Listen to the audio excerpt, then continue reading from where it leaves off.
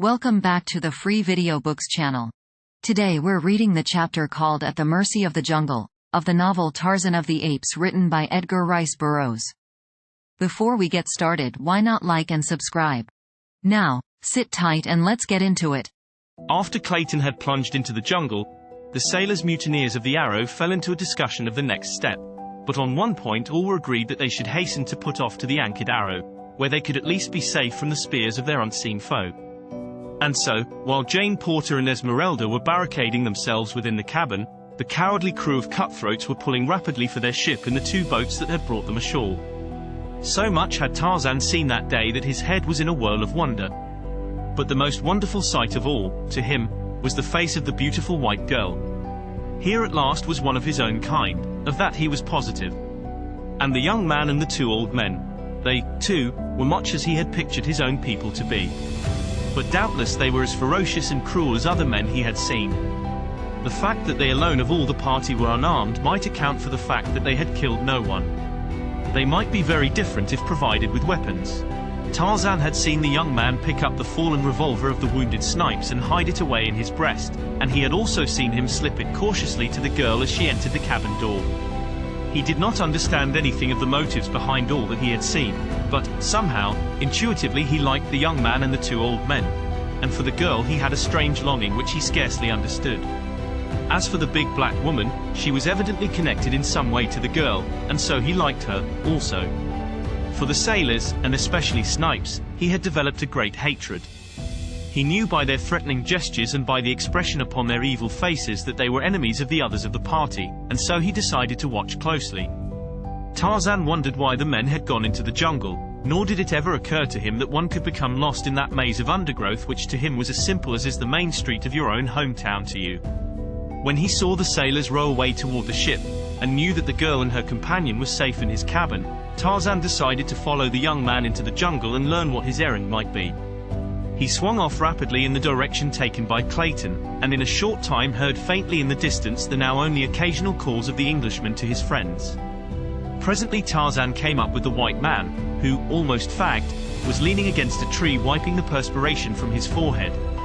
The ape man, hiding safe behind a screen of foliage, sat watching this new specimen of his own race intently. At intervals Clayton called aloud, and finally it came to Tarzan that he was searching for the old man. Tarzan was on the point of going off to look for them himself, when he caught the yellow glint of a sleek hide moving cautiously through the jungle toward Clayton. It was Sheeta, the leopard. Now, Tarzan heard the soft bending of grasses and wondered why the young white man was not warned. Could it be he had failed to note the loud warning? Never before had Tarzan known Sheeta to be so clumsy. No, the white man did not hear. Sheeta was crouching for the spring, and then, shrill and horrible, there rose from the stillness of the jungle the awful cry of the challenging ape, and Sheeta turned, crashing into the underbrush. Clayton came to his feet with a start. His blood ran cold. Never in all his life had so fearful a sound smote upon his ears. He was no coward, but if ever man felt the icy fingers of fear upon his heart, William Cecil Clayton, eldest son of Lord Greystoke of England, did that day in the fastness of the African jungle. The noise of some great body crashing through the underbrush so close beside him, and the sound of that blood-curdling shriek from above, tested Clayton's courage to the limit, but he could not know that it was to that very voice he owed his life, nor that the creature who hurled it forth was his own cousin, the real Lord Greystoke. The afternoon was drawing to a close, and Clayton, disheartened and discouraged, was in a terrible quandary as to the proper course to pursue, whether to keep on in search of Professor Porter, at the almost certain risk of his own death in the jungle by night, or to return to the cabin where he might at least serve to protect Jane from the perils which confronted her on all sides. He did not wish to return to camp without her father. Still more, he shrank from the thought of leaving her alone and unprotected in the hands of the mutineers of the Arrow, or to the 100 unknown dangers of the jungle. Possibly, too, he thought, the Professor and Philander might have returned to camp. Yes, that was more than likely. At least he would return and see, before he continued what seemed to be a most fruitless quest. And so he started, stumbling back through the thick and matted underbrush in the direction that he thought the cabin lay. To Tarzan's surprise, the young man was heading further into the jungle in the general direction of Mbonga's village, and the shrewd young ape-man was convinced that he was lost. To Tarzan this was scarcely comprehensible. his judgment told him that no man would venture toward the village of the cruel blacks armed only with a spear which, from the awkward way in which he carried it, was evidently an unaccustomed weapon to this white man. Nor was he following the trail of the old men. That, they had crossed and left long since, though it had been fresh and plain before Tarzan's eyes. Tarzan was perplexed. The fierce jungle would make easy prey of this unprotected stranger in a very short time if he were not guided quickly to the beach.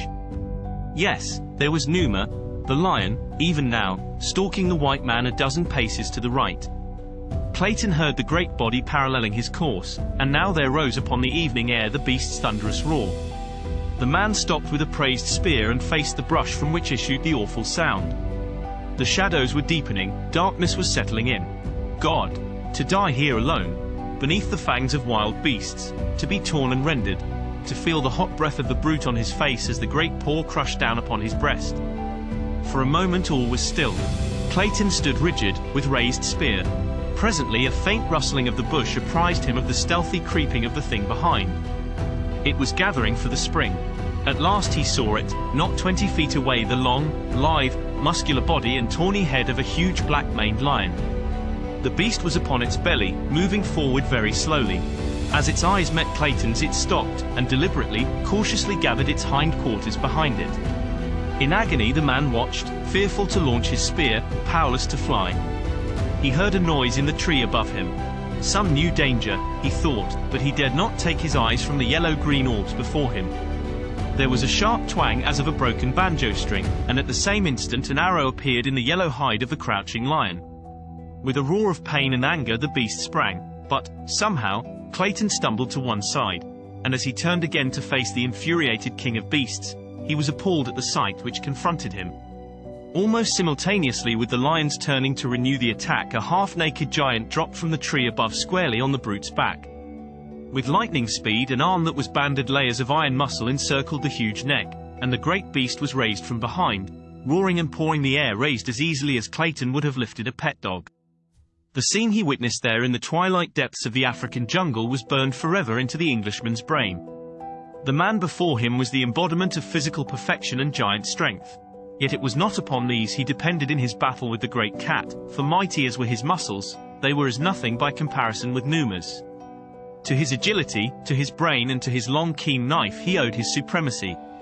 His right arm encircled the lion's neck, while the left hand plunged the knife time and again into the unprotected side behind the left shoulder.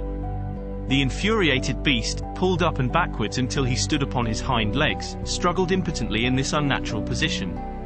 Had the battle been of a few seconds longer duration, the outcome might have been different, but it was all accomplished so quickly that the lion had scarce time to recover from the confusion of its surprise ere it sank lifeless to the ground.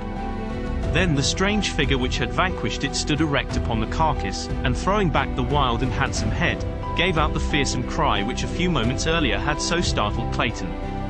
Before him he saw the figure of a young man, naked except for a loincloth and a few barbaric ornaments about arms and legs.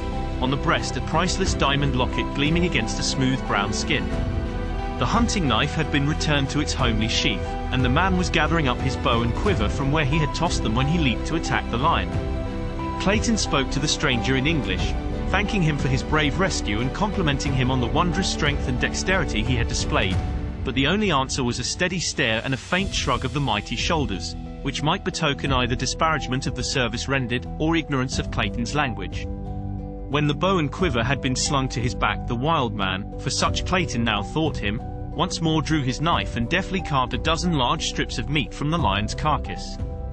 Then, squatting upon his haunches, he proceeded to eat, first motioning Clayton to join him. The strong white teeth sank into the raw and dripping flesh in apparent relish of the meal, but Clayton could not bring himself to share the uncooked meat with his strange host. Instead he watched him, and presently there dawned upon him the conviction that this was Tarzan of the Apes, whose notice he had seen posted upon the cabin door that morning. If so, he must speak English. Again Clayton attempted speech with the ape-man, but the replies, now vocal, were in a strange tongue, which resembled the chattering of monkeys mingled with the growling of some wild beast. No, this could not be Tarzan of the Apes, for it was very evident that he was an utter stranger to English.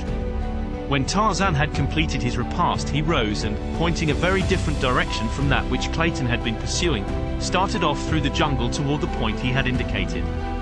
Clayton, bewildered and confused, hesitated to follow him, for he thought he was but being led more deeply into the mazes of the forest. But the ape man, seeing him disinclined to follow, returned, and, grasping him by the coat, dragged him along until he was convinced that Clayton understood what was required of him. Then he left him to follow voluntarily. The Englishman, finally concluding that he was a prisoner, saw no alternative open but to accompany his captor. And thus they travelled slowly through the jungle while the sable mantle of the impenetrable forest night fell about them, and the stealthy footfalls of padded paws mingled with the breaking of twigs and the wild calls of the savage life that Clayton felt closing in upon him. Suddenly Clayton heard the faint report of a firearm, a single shot, and then silence. In the cabin by the beach, two thoroughly terrified women clung to each other as they crouched upon the low bench in the gathering darkness. The negress sobbed hysterically, bemoaning the evil day that had witnessed her departure from her dear Maryland, while the white girl, dry-eyed and outwardly calm, was torn by inward fears and forebodings. She feared not more for herself than for the three men whom she knew to be wandering in the abysmal depths of the savage jungle, from which she now heard issuing the almost incessant shrieks and roars, barkings and growlings of its terrifying and fearsome denizens as they sought their prey. And now there came the sound of a heavy body brushing against the side of the cabin. She could hear the great padded paws upon the ground outside. For an instant, all was silence. Even the bedlam of the forest died to a faint murmur. Then she distinctly heard the beast outside sniffing at the door, not 2 feet from where she crouched. Instinctively the girl shuddered, and shrank closer to the black woman. "Hush," she whispered. "Hush, Esmeralda," for the woman's sobs and groans seemed to have attracted the thing that stalked there just beyond the thin wall. A gentle scratching sound was heard on the door. The brute tried to force an entrance, but presently this ceased, and again she heard the great pads creeping stealthily around the cabin. Again they stopped beneath the window on which the terrified eyes of the girl now glued themselves. "God," she murmured, for now, silhouetted against the moonlit sky beyond, she saw framed in the tiny square of the latticed window the head of a huge lioness. The gleaming eyes were fixed upon her in intent ferocity. "Look, Esmeralda," she whispered. "For God's sake, what shall we do? Look, quick, the window."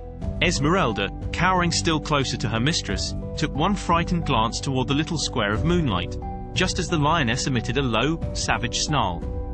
The sight that met the poor woman's eyes was too much for the already overstrung nerves. "Oh, Gabriel!" she shrieked, and slid to the floor an inert and senseless mass. For what seemed an eternity the great brute stood with its forepaws upon the sill, glaring into the little room. Presently it tried the strength of the lattice with its great talons. The girl had almost ceased to breathe, when, to her relief, the head disappeared and she heard the brute's footsteps leaving the window. But now they came to the door again, and once more the scratching commenced, this time with increasing force until the great beast was tearing at the massive panels in a perfect frenzy of eagerness to seize its defenseless victims. Could Jane have known the immense strength of that door, built piece by piece, she would have felt less fear of the lioness reaching her by this avenue. Little did John Clayton imagine when he fashioned that crude but mighty portal that one day, 20 years later, it would shield a fair American girl, then unborn, from the teeth and talons of a man-eater. For fully 20 minutes the brute alternately sniffed and tore at the door, occasionally giving voice to a wild, savage cry of baffled rage. At length, however, she gave up the attempt, and Jane heard her returning toward the window, beneath which she paused for an instant, and then launched her great weight against the time-worn lattice. The girl heard the wooden rods groan beneath the impact, but they held, and the huge body dropped back to the ground below. Again and again the lioness repeated these tactics, until finally the horrified prisoner within saw a portion of the lattice give way, and in an instant one great paw and the head of the animal were thrust within the room. Slowly the powerful neck and shoulders spread the bars apart, and the live body protruded farther and farther into the room. As in a trance, the girl rose, her hand upon her breast, wide eyes staring horror-stricken into the snarling face of the beast scarce 10 feet from her. At her feet lay the prostrate form of the negress. If she could but arouse her, their combined efforts might possibly avail to beat back the fierce and bloodthirsty intruder. Jane stooped to grasp the black woman by the shoulder. Roughly she shook her. "Esmeralda! Esmeralda!" she cried. "Help me, or we are lost." Esmeralda opened her eyes. The first object they encountered was the dripping fangs of the hungry lioness. With a horrified scream the poor woman rose to her hands and knees, and in this position scurried across the room, shrieking, "Oh Gabrielle!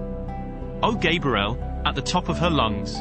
Esmeralda weighed some 280 pounds, and her extreme haste, added to her extreme corpulency, produced a most amazing result when Esmeralda elected to travel on all fours. For a moment the lioness remained quiet with intense gaze directed upon the flitting Esmeralda, whose goal appeared to be the cupboard, into which she attempted to propel her huge bulk. But as the shelves were but 9 or 10 inches apart, she only succeeded in getting her head in, whereupon, with a final screech, which paled the jungle noises into insignificance, she fainted once again. With the subsidence of Esmeralda, the lioness renewed her efforts to wriggle her huge bulk through the weakening lattice. The girl, standing pale and rigid against the farther wall, sought with ever-increasing terror for some loophole of escape. Suddenly her hand, tight pressed against her bosom, felt the hard outline of the revolver that Clayton had left with her earlier in the day. Quickly she snatched it from its hiding place, and, leveling it full at the lioness's face, pulled the trigger.